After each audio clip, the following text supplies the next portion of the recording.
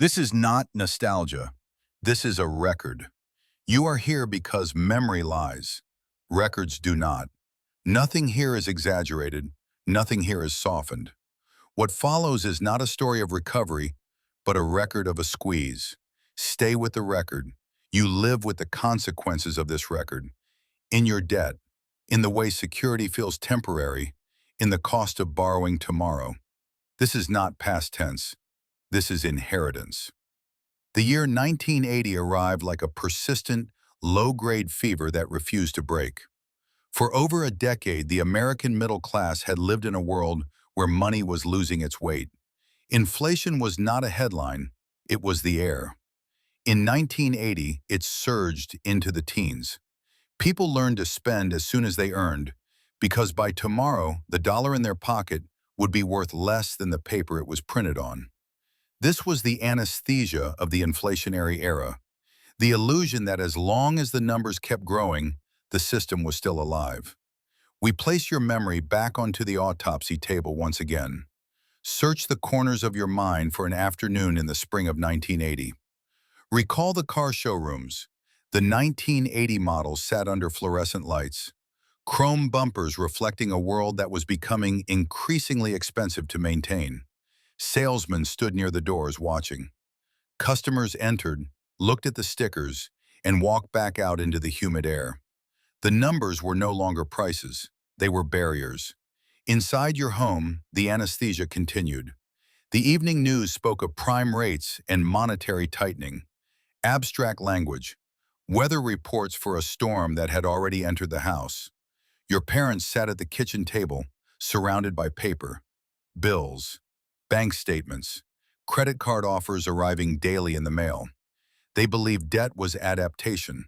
If the house cost more every year, borrowing more felt logical.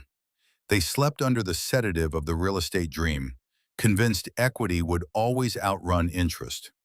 Then a new presence entered the record. Paul Volcker, tall, unapologetic, a man who spoke not of dreams, but of aggregates. M1, M2, cold measurements of circulation. He saw the American economy as a patient whose blood was too thin, whose heart was racing toward collapse. His prescription was not comfort, it was starvation. Extract liquidity, freeze the blood, break the fever by force. The anesthesia was perfect until the moment the dial was turned. The record of the seizure begins now. The anesthesia is terminated. The autopsy table is ready. The scalpel moves now, from the kitchen table to the inner chambers of the Federal Reserve. This was not an adjustment, it was an induced recession. The Volcker shock was a deliberate decision to break inflation by breaking credit. Credit was the middle class's engine of motion, and it was cut off. Interest rates climbed into territory never experienced in living memory. At their peak, they crossed 20%. At that level, borrowing did not slow. It stopped. Mortgages were no longer pathways. They were walls. Home sales fell sharply. Mobility froze as rates climbed. Families who planned to move, expand, or build found themselves trapped inside their current square footage. The home was no longer an asset in motion. It became an enclosure. We moved the blade outward, to the small dealerships, the contractors, the family hardware stores. These were the capillaries of the economy. They survived on short-term credit. When rates spiked, those capillaries collapsed. Bankruptcies surged. Closures became routine.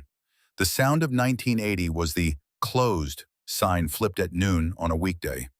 The bank auditor walking through inventory with a clipboard. This was not incompetence. It was environmental seizure. The system had decided which units were expendable.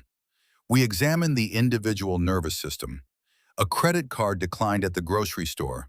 A loan denied at the bank. This was the Volcker shock translated into sensation. A tightening chest. A sudden realization that the rules had changed. Debt was no longer a tool. It was a trap. The middle class retreated into defensive behavior. Reliability replaced growth. Survival replaced expansion. Inflation cooled. The fever broke. But the dissection shows permanent scarring. The middle class lost its primary engine of mobility. Those who held capital gained leverage. Those who worked to service debt lost ground. A new class emerged. Not builders, servicers. The dissection is complete. The damage is measured. Now the suturing begins. The fever was gone, but the air was cold. The early 1980s opened on empty showrooms and, for sale, signs that stayed for months. The system declared success. The dollar was stabilized, but individuals were left to stitch their lives together.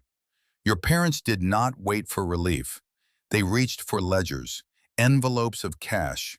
They cut vacations, delayed replacements, wore old coats through more winters. They processed pressure into silence. They became biological shock absorbers.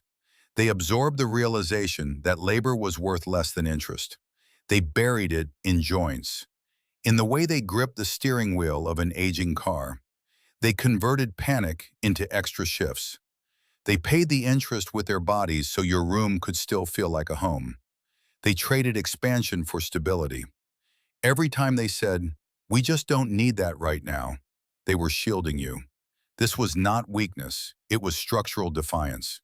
The scars remain, the permanent suspicion of easy payments, the caution embedded in the voice. You are the evidence of their success.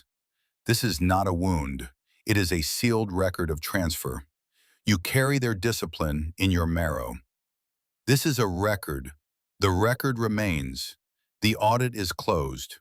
You remain.